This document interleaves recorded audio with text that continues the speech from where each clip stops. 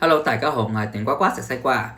前幾日咧咪開始睇呢個奪命提示呢部 TVB 劇嘅，開始嗰陣時都覺得 OK 嘅，都幾吸引嘅。但係最近睇呢個單元故事真係睇到火都嚟埋，我覺得個編劇就係對將觀眾嘅智商拉低到已經好似反智咁啦。嗱，首先睇呢個劇情，呢個咧就係話呢個楊大姐咧就同佢老公人渣老公就喺度爭執啦，係咪啊？咁佢咧本身攞把刀想保護佢個仔嘅，但係你睇呢個咁樣嘅，將個仔頂喺前面，然後攞個手搭住佢，然後攞把刀向前懟，呢個係經典之中再經典嘅挾持人質啦，大佬啊！咁警察一入嚟見到你咁嘅陣勢，肯定就控制你噶啦。跟住佢哋話人哋個警察唔聽佢講，然之後導致咗後面佢個仔衝出馬路之後被車死咗，咁就將呢件事全部掛晒落個警察度，唉！都唔知要講咩好，唉，好，後面又再換我個劇情睇啦。嗱，睇呢個圖片，咁咧呢個張振朗咧就去救呢個楊阿姨啦，楊阿姨就帶咗個細蚊仔撞車翻側咗，然之後就着火啦。咁我唔知嗰個丁子朗小朋友點解要係咁嘢逼入呢部車度喎？佢可以幫助到啲咩咧？而且佢唔知點樣逼住佢大隻一個人喺個玻璃喺個車後玻璃嗰度，唔知點樣攝咗入去喎。然之後咧，嗱你睇到佢翻咗車之後，佢呢個嗰個波達姐姐同佢個車嘅高度大概嚟到波達姐姐個心口啦，係咪？如果你話呢個楊阿姨啊撞咗車之後，邊度受咗傷啊？爬唔出嚟啊，要喺人上面去俾佢拉啊，下面又有人入去托舉啊，咁勉強講得過去啦。但係唔知點解個張振朗係都要伸個手去拉呢個咁樣嘅丁子朗出嚟嘅喎。大佬啊，你丁子朗你咁鬼大隻，企起身已經突咗半個身出嚟啦，突個身再輕輕一躍就出嚟啦。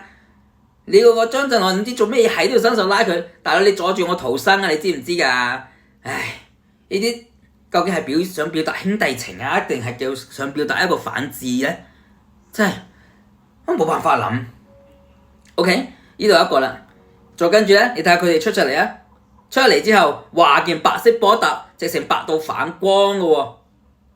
哇！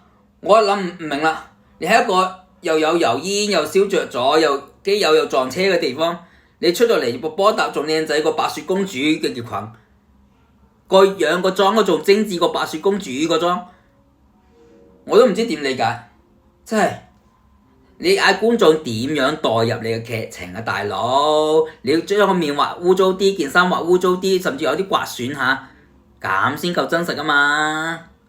唉，都唔知諗咩嘅真係，究竟係 TVB 冇 budget 啊，全部搞埋咩中年阿姨阿伯唱歌啊，定係咩咧？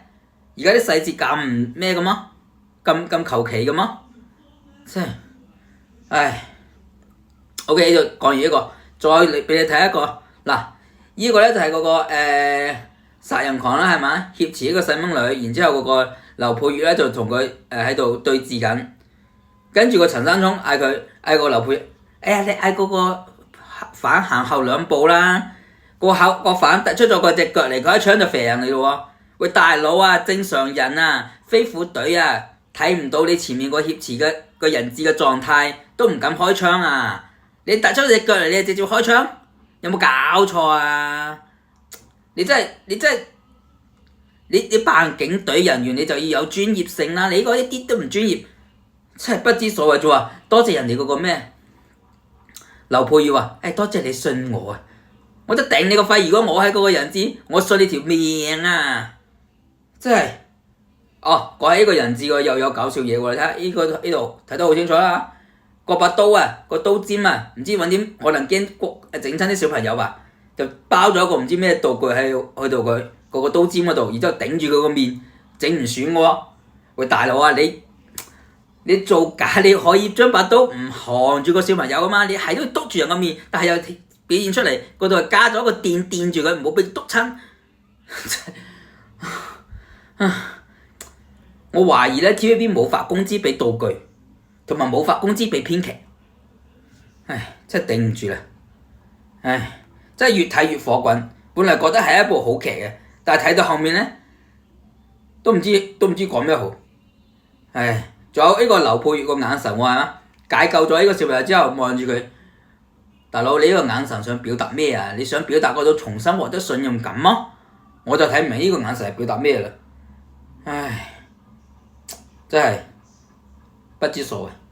而家越嚟越唔想睇啦，越嚟越把鬼火啦。係咁啦，唔講啦，係咁，拜拜。